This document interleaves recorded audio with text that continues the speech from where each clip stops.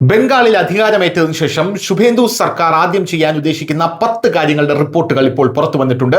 ഇതിൽ പലതും രാജ്യത്തെ ജനങ്ങളെ വല്ലാതെ സ്വാധീനിക്കും, ബംഗാളിനപ്പുറം എന്നുള്ളതാണ് ഈ റിപ്പോർട്ടിൽ പ്രധാനമായും സൂചിപ്പിക്കുന്നത്.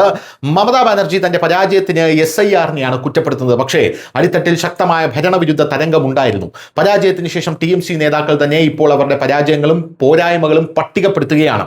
ഈ പരാജയങ്ങളും പോരായ്മകളും തിരിച്ചറിഞ്ഞ BJP എത്രയും വേഗം മുൻഗണന നൽകാൻ ആഗ്രഹിക്കുന്ന 10 ജോലികൾ ഇപ്പോൾ അവർ തിരിച്ചറിഞ്ഞിട്ടുണ്ട്. ഇതിൽ പ്രധാനപ്പെട്ട കാര്യമെന്ന് പറയുന്നത് പ്രധാനമന്ത്രി മോദി, അമിത്ഷാ, ഉത്തർപ്രദേശ് മുഖ്യമന്ത്രി യോഗി ആദിത്യനാഥ് എന്നിവരുൾപ്പെടെ BJPയുടെ ഉന്നത നേതാക്കളുടെ ഓരോ പ്രസംഗത്തിലും നുഴഞ്ഞുകയറ്റവും അഴിമതിയും ഒരു കേന്ദ്ര വിഷയമായതാണ്. അതിനാൽ നുഴഞ്ഞുകയറ്റം തടയുന്നതും അഴിമതിരഹിതവും സുതാര്യവുമായിട്ടുള്ള ഒരു സർക്കാർ നൽകുന്നതും ഒരു മുൻഗണനയായിരിക്കും. ക്രമസമാധാന പരിപാലനം ശക്തിപ്പെടുത്തുന്നതിനും പരിപാലിക്കുന്നതിനും മുൻഗണന നൽകും. ഇതിൽ ആദ്യത്തേത് പ്രധാനമായും ബംഗ്ലാദേശിൽ നിന്നുള്ള നുഴഞ്ഞുകയറ്റം തടയുക എന്നത് തന്നെയാണ്. അതിനാൽ ശുഭേന്ദു സർക്കാർ ആദ്യം ഈ വിഷയം പരിഹരിക്കും.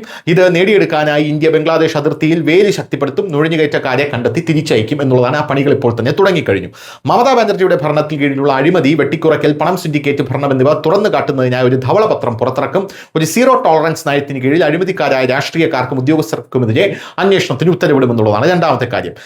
രാഷ്ട്രീയ ആക്രമണങ്ങൾ പൂർണ്ണമായും ഇല്ലാതാക്കുകയും പോലീസ് ഭരണകൂടത്തെ കക്ഷി രാഷ്ട്രീയത്തിൽ നിന്നും മോചിപ്പിച്ചുകൊണ്ട് നിർഭയരും നിഷ്പക്ഷരാക്കുകയും ചെയ്യുക എന്നുള്ളതാണ് ഇവരുടെ അടുത്ത അജണ്ട എന്ന് പറയുന്നത്. അതിന്റെ പണികളും ഇപ്പോൾ തന്നെ തുടങ്ങിക്കഴിഞ്ഞു.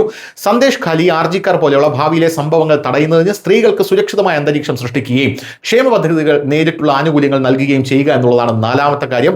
ലാഖി ഭണ്ഡാറിന് പകരം അന്നപൂർവ ഭണ്ഡാർ നടപ്പിലാക്കുക. ഈ പദ്ധതി പ്രകാരം എല്ലാ മാസവും 1 മുതൽ 5 വരെ തീയതികളിൽ 3000 രൂപ കൈമാറ്റം ചെയ്യപ്പെടും. സർക്കാർ ജോലികളിൽ സ്ത്രീകൾക്ക് 33% സംവരണം. ഇതാണ് അടുത്ത അജണ്ട എന്ന് പറയുന്നത്. അതിന്റെ പണികളും തുടങ്ങിക്കഴിഞ്ഞു. തൊഴിലില്ലാത്ത യുവാക്കൾക്ക് 3000 രൂപ തൊഴിലില്ലായ്മ വേതനം നൽകുക. കൂടാതെ മത്സര പരീക്ഷകൾക്ക് തയ്യാറെടുക്കുന്നതിനായി അവർക്ക് 15000 രൂപ ഫണ്ട് നൽകുക എന്നുള്ളതാണ് അടുത്ത പ്രധാനപ്പെട്ട കാര്യം. അതിന്റെ പണിയും തുടങ്ങിക്കഴിഞ്ഞു.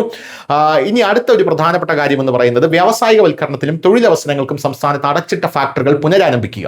പുതിയ വ്യവസായങ്ങൾ കൊണ്ടുവരിക, തൊഴിലവസരങ്ങൾ തുറക്കുക എന്നിവയ്ക്ക് മുൻഗണന നൽകുമെന്നുള്ളതാണ്. ഇതിന്റെ പണിയും തുടങ്ങിക്കഴിഞ്ഞു. ആരോഗ്യ സേവനങ്ങൾ ആധുനികവൽക്കരിക്കുകയും സർക്കാർ ആശുപത്രികളിലെ അടിസ്ഥാന സൗകര്യങ്ങളും മെഡിക്കൽ സൗകര്യങ്ങളും മെച്ചപ്പെടുത്തുകയും ചെയ്യുക. സംസ്ഥാന സർക്കാരിന്റെ സ്വാസ്ഥ്യ സതി കാർഡിന്റെ പരിഗണനയും ആയുഷ്മാൻ ഭാരത് കാർഡിൽ തീരുമാനമെടുക്കലുമാണ് 7ാമതായി അവർ കൊണ്ടുവരാൻ പോകുന്ന കാര്യം. 8ാമതായി അടിസ്ഥാന സൗകര്യങ്ങളുടെയും കണക്ടിവിറ്റിയുടെയും കീഴിൽ ഗ്രാമപ്രദേശങ്ങളിൽ മികച്ച റോഡുകൾ നിർമ്മിക്കുകയും അവയെ പ്രധാന റോഡുകളുമായി ബന്ധിപ്പിക്കുകയും ചെയ്യുക. പുരൂലിയ, മാൾഡ, ബലൂർഘട്ട് തുടങ്ങിയ വിമാനത്താവളങ്ങളുടെ പ്രവർത്തനക്ഷമത എത്രയും വേഗം ഉറപ്പാക്കുക. ഡാർജിലിംഗ് കുന്നുകളുടെ ഗൂർഖ സമൂഹത്തിന്റെ ആവശ്യങ്ങൾ ശാശ്വതമായി പരിഹരിക്കുക എന്നുള്ളതാണ്. 9ാമതായി ഇരട്ട എഞ്ചിൻ സർക്കാർ രൂപീകരിച്ചതിനു ശേഷം കർഷകർക്ക് കേന്ദ്ര പിന്തുണ ഉറപ്പാക്കുക. കൃഷക് ബന്ധു യോജന, PM കിസാൻ സമ്മാൻ നിധി തുടങ്ങിയ കേന്ദ്ര പദ്ധതികൾ പൂർണ്ണമായും നടപ്പിലാക്കുക. 10ാമതായി സംസ്ഥാന സർക്കാർ ജീവനക്കാർക്ക് 7ാം ശമ്പള കമ്മീഷൻ, മുഴുവൻ ആനുകൂല്യങ്ങളും ഭയരഹിതമായിട്ടുള്ള തൊഴിൽ അന്തരീക്ഷവും നൽകുക എന്നുള്ളതാണ്. ഇതിന്റെ ഏകദേശമുള്ള പണികളെല്ലാം തുടങ്ങിക്കഴിഞ്ഞു എന്നുള്ളതാണ് ഇതിൽ പ്രധാനപ്പെട്ട കാര്യം. News desk Malayalam.